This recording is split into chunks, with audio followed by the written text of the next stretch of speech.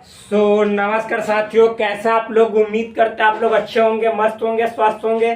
Friends, आज के इस वीडियो में मैं आप सभी दोस्तों को कंप्लीटली पूरी तरह से संधि का जो चैप्टर है वो समाप्त कर दूंगा। जितने सारे एग्जाम्पल्स हैं जो आपके प्रीवियस ईयर में क्वेश्चन पूछे गए हैं, सभी क्वेश्चंस को यहाँ पे डील करूंगा।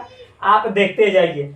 देखिए, मैं आप सभी दोस्तों को यहाँ पे व्यंजन संधि, विसर्ग संधि और स्वर संधि से रिलेटेड जितने सारे एग्जाम्पल है सेपरेट करके यहाँ पे प्रोवाइड करूंगा। फ्रेंड्स, देखिए, पिछले लेक्चर में मैंने आपको व्यंजन संधि से रिलेटेड बहुत सारे ऐसे एग्जाम्पल बताया था और यहाँ और भी आपको बहुत सारे एग्जाम्पल प्रोवाइड किए जाएंगे और किए जा रहे हैं जो आपके स्पेशली बोर्ड एग्जाम के लिए इंपॉर्टेंट है। और यहाँ पे विसर्ग संधि से भी रिलेटेड बहुत सारे एग्जाम्पल दिए जा रहे हैं जो आपके एग्जाम के लिए, जो कमिंग एग्जाम है, आने वाला एग्जाम है, उसमें संस्कृत में आपको बहुत ज्यादा हेल्प करेगा। यदि आप चाहते हैं कि संस्कृत में आपका 90+ मार्क्स है, बिना किसी भी आप शंका के इस चैनल को सब्सक्राइब कीजिए। आपके क्लास 10th से रिलेटेड संस्कृत का एक एक मटेरियल यहाँ पे एक तरह से वीडियो के रूप में प्रोवाइड किया जाएगा, जिससे आपको क्लास 10th के संस्कृत में 100 में से 90+ मार्क्स लाने के लिए कोई नहीं रोक सकता है। ये मेरा वादा है। अभी देख लीजिए, आपके पुस्तक के जितने सारे लेक्चर्स हैं इस YouTube चैनल पे ऑलरेडी प्रोवाइड कर दिए गए हैं। जितने जो पार्ट है मंगलम से लेकर जो लास्ट आपका शास्त्रकारा पार्ट है, वहां तक एक एक चीज का यहाँ पे हिंदी एक्सप्लेनेशन, यानी हिंदी में विस्तार से उसको पूरी तरह से बतला दिया गया है। और अब यहाँ पे जो आपका संस्कृत व्याकरण होता है, जैसे संधि, समास, प्रत्यय, उपसर्ग, फिर धातु रूप, शब्द रूप, इनसे रिलेटेड अनुवाद हो गया, पत्र लेखन, अनुच्छेद लेखन, एक एक चीज यहाँ पे प्रोवाइड किया जा रहा है। आप स्पेशली बोल रहे हैं जाकर प्लेलिस्ट तो नहीं बनाए हुए, लेकिन लाइन से एक सीरीज में आप देख सकते हैं। देखिए मेरे भाई, ये व्यंजन संधि ऑलरेडी मैंने यहाँ पे दिया था और भी है। देख लीजिए क्या है। अगर जो ये जितने जो एग्जाम्पल दिए जा रहे हैं आपको, ये आपके लिए बहुत इंपॉर्टेंट है। देखिए, उत जोड़ लेख लिखा हुआ मिलेगा, तो ये दोनों को जब आपस में संधि करेंगे, और व्यंजन संधि किसे कहा जाता है मैंने ऑलरेडी बता दिया था कि जब एक स्वर और व्यंजन या दोनों व्यंजन आपस में मिलते हैं तो उससे क्या होता है, व्यंजन संधि का निर्माण होता है। तो देखिए, उत जोड़ लेख, तो यहाँ पे ये भी व्यंजन है, दूसरा भी व्यंजन, तो यहाँ पे क्या हुआ, आपको यहाँ पे उल्लेख बनेगा। उत जोड़ लेख उल्लेख, उत जोड़ लेख उल्लेख। 1 से 2 से 3 बार आप इसको लगातार पढ़ लीजिएगा, फिर कभी भूलिएगा नहीं। उत जोड़ लेख उल्लेख, उत जोड़ लंघनम। तो देखिए, उत जोड़ लेख तो उल्लेख यहाँ पे, ये देखिए ये त ल में बदल गया है, तो उसी तरह से उत जोड़ लंघनम रहेगा, तो ये उल्लंघनम, ये भी त ल में बदल जाएगा, उल्लंघनम। वो तत् जोड़ लीन रहेगा, तो ये त ल में बदल जाएगा, तो तल्लीन। फिर उत जोड़ लास रहेगा, तो त ल में बदल जाएगा, तो उल्लास। महत जोड़ लोक रहेगा, तो त ल में बदल जाएगा, तो देखिए ये महालोक। ये महान जोड़ लाभ है, तो ये जो न है ये आपका न यहाँ पे रहेगा, और ये जो आधा न ये भी ल में बदल जाएगा, तो महान लाभ। फिर उसी तरह से उत जोड़ चारणम, तो जो है यहाँ पे आपका देखिए च है तो आधा च में बदलेगा। इस तरह से ल था तो आधा ल में बदल रहा था, तो यहाँ पे च है तो आधा च में बदलेगा। तो देखिए, उत जोड़ चारणम, तो ये त आधा च में बदल गया, तो उच्चारणम। उत जोड़ ज्वाला, तो ये त भी आधा ज में बदल जाएगा, और ये आधा ज ऑलरेडी है, तो ये उत जोड़ ज्वाला उज्ज्वला। सत जोड़ चरित्र, तो देखिए त च में बदल जाएगा क्योंकि च से जुड़ा हुआ है, तो सचरित्र। फिर उसी तरह से विपत जोड़ जालम, तो ये त ज से जुड़ा हुआ है, तो आधा ज में बदल जाएगा, विपत जालम। फिर उसके बाद शरद जोड़ चंद्र, तो त च से जुड़ा हुआ है, तो ये त आधा च में बदल जाएगा, तो शरद चंद्र। ये सबसे ज्यादा आपको, ये सब ज्यादा इंपॉर्टेंट है। उल्लेख हो गया, उल्लंघन हो गया, तल्लीन हो गया, उल्लास हो गया, महतलोक हो गया, उच्चारणम हो गया, उज्जवल हो गया, सचरित्र हो गया। ये सब ज्यादा इंपॉर्टेंट है। आप इसको 1 से 2 से 3 बार जब आप लगातार पढ़ लीजिएगा, कभी भी एग्जाम में प्रॉब्लम नहीं होगा। यहाँ पे देख लीजिए, तो पिछले लेक्चर में भी मैंने आपको व्यंजन संधि से रिलेटेड बहुत सारे एग्जाम्पल प्रोवाइड किए थे भाई। अब आते हैं विसर्ग संधि।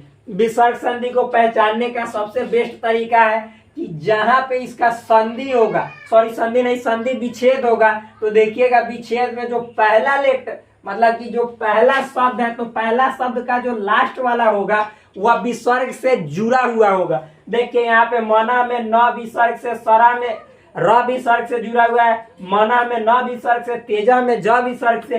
तो इस तरह से ये विसर्ग संधि का उदाहरण होगा। विसर्ग संधि में कुछ मतलब कि खास है जो आपके एग्जाम में पूछे जाते हैं, उससे ज्यादा नहीं पूछे जाते हैं। यहाँ पे मैं सभी का एग्जाम्पल आपको दे दे रहा हूँ, कोई चिंता वाली बात नहीं है। देखिए मना जोर रथ, दोनों मिलके मनोरथ बनेगा। सरह जोर वरह, तो दोनों मिलके ये जो रह है ना, ये ओ में बदल जाता है, तो सरोवरह। फिर मना जोर रमम, तो मनोरमम, या मना कभी आपको रमा रमा भी दे देगा या रमा भी दे देगा। तो यहाँ पे भाई अगर जो ऐसे देगा मना जो रमा, तो मनोरमा मनोरमा। फिर उसी तरह से तेजा जोर माया, तो ये मतलब तेजा है, तो यहाँ पे तेजो मया। फिर पया जोर धरा, पयोधरा। फिर उसके बाद यशः जोर धरा, यशोधरा। पूरा जोर हिता, तो ये सब पुरोहिता। फिर ये सब एक, इसके बाद है पया जोर द, तो ये या जो है यो में बदल जाएगा, जैसे ये सब यो में ओ में बदल रहा है उसी तरह से। तब पया जोर द पयोदा। नि जोर छल, यहाँ पे देखिए नि जोर छल, तो ये जो है स्व में बदलता है, तो निश्चल। नि जोर चित, तो यहाँ पे स्व में बदलता है, तो निश्चित। बार बार इसको जब 2 से 4 बार पढ़िएगा तो एक एक चीज आपका रिवाइज हो जाएगा, कभी भी एग्जाम में आपको डिस्टर्ब नहीं करेगा। देखिए नि जोर छल निश्चल, नि जोर चित निश्चित। इसी तरह से अभी और सारा एग्जाम्पल मैं आपको इस विसर्ग संधि पे प्रोवाइड कर रहा हूँ। एक सेकेंड, थोड़ा सा वीडियो को रोकते हैं ताकि बहुत सारे एग्जाम्पल आपके सामने प्रस्तुत किए जाएंगे। सो देखिए फ्रेंड्स, अब नेक्स्ट हम लोग इसमें विसर्ग संधि में अगला एग्जाम्पल देखते हैं। देखिए यहाँ पे दू पलस शासन, तो इससे पहले वाला हम इससे पहले वाला मैं अभी बताया आपको कि ये जो दू है तो ये स से मिला हुआ है, तो ये फिर आधा स में बदल जाएगा, तो यहाँ पे हो जाएगा दुशासन। ये जो दू है ये आधा स में बदल के दुशासन। यहाँ आप देखिएगा दुशासन ऐसे भी लिखा जाता है, दोनों सही है। फिर उसी तरह से निह जोड़ शब्द, तो निशब्द या निशब्द ऐसे भी लिख सकते हैं। निह जोड़ संदेह, तो निसंदेह या निसंदेह दोनों सही है, ऐसे दोनों लिखा हुआ मिलेगा तो दोनों सही हो जाएगा। लेकिन ऑप्शन में जब आप 4 आपके सामने विकल्प दिए रहेंगे तो इनमें से कोई दोनों में से एक ही विकल्प आपको सामने से दिखाई देगा जो आपके उत्तर में सही होगा। आगे देखिए निह जो रव, तो ये देखिए फ्रेंड्स, ये नी आपको हर्षित दिखाई दे रहा है, ह्रस्व दिखाई दे रहा है, तो दोनों आपस में मिलके नीरो ही बनेगा, लेकिन ये नी दीर्घ हो जाएगा। दू जो राज, तो ये देखिए दू यहाँ पे ह्रस्व दिखाई दे रहा है, लेकिन जब दोनों आपस में मिलेगा तो दुराज बनेगा, यहाँ पे दीर्घ हो जाएगा। नी जो रोग, तो यहाँ पे फ्रेंड्स ये देखिए नी दिखाई दे रहा है ह्रस्व, तो जब आपस में दोनों मिलेगा यानी संधि होगा तो ये दीर्घ हो जाएगा निरोग। फिर उसी तरह से नी जो उपाय, तो यहाँ पे फ्रेंड्स र छिपा हुआ है, तो र में उ जुटेगा तो ये बनेगा निरुपाय। आप एग्जाम्पल केवल बार बार 2 से 4 बार इन सभी एग्जाम्पल्स को जो हम बताए हैं उसको देख लीजिएगा, आपके सामने ऑप्शन आएगा, इजी वे में क्लिक कर सकते हैं। निह जोड़ उपाय निरुपाय।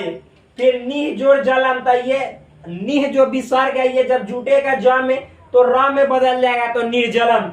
निह जोड़ झरा, तो ये जो विसर्ग है जब आपस में संधि हो जाएगा तो ये र में बदल जाएगा, तो निर्झरा। दूह जोड़ गंधा, तो दूह जोड़ गंधा, जब ये विसर्ग आपस में संधि होकर जुटेगा तो र में बदल जाएगा दुर्गंधा। ईता जोड़ तता, तो यहाँ पे फ्रेंड्स देखना है कि ईता जोड़ तता है तो यहाँ पे तह स्व में बदलता है, तो ईतस्ततः। फिर सीवा जोड़ तथा, तो यहाँ पे भी जो आपका यहाँ सीवा होगा, तो जो विसर्ग है स्व में बदलता है, तो सीवस तथा। फिर नी जोड़ कपट, तो यहाँ पे स्व में बदलता है विसर्ग, तो निष्कपट। फिर उसी तरह से नी जोड़ कामा, तो यहाँ पे भी स्व में बदलता है। जब आप लगातार 2 से 3 बार इन सभी एग्जाम्पल्स को रिवाइज कर लीजिएगा, कहीं भी तनिक भी प्रॉब्लम नहीं होगा, क्योंकि आपके सामने जो आपका विकल्प है, ऑप्शन है, वो सामने रहेगा, तो आप कभी भी जब पढ़े रहिएगा 1-2 बार तक गलत नहीं कर सकते हैं। नि जोड़ कामा, तो निष्कामा। नि जोड़ फलम, तो निष्फलम। आवी जोड़ कृतम, तो ये भी विसर्ग स्व में बदल जाएगा, तो आविष्कृतम। दू जोड़ कृतम, तो यहाँ पे दू जो है आपका स्व में बदल जाए, विसर्ग जो है स्व में बदल जाएगा, तो दुष्कृतम। चतु जोड़ कोणम, तो यहाँ पे विसर्ग स्व में बदल जाएगा, तो चतुष्कोणम। वही जोड़ कृतम, तो बहिष्कृतम।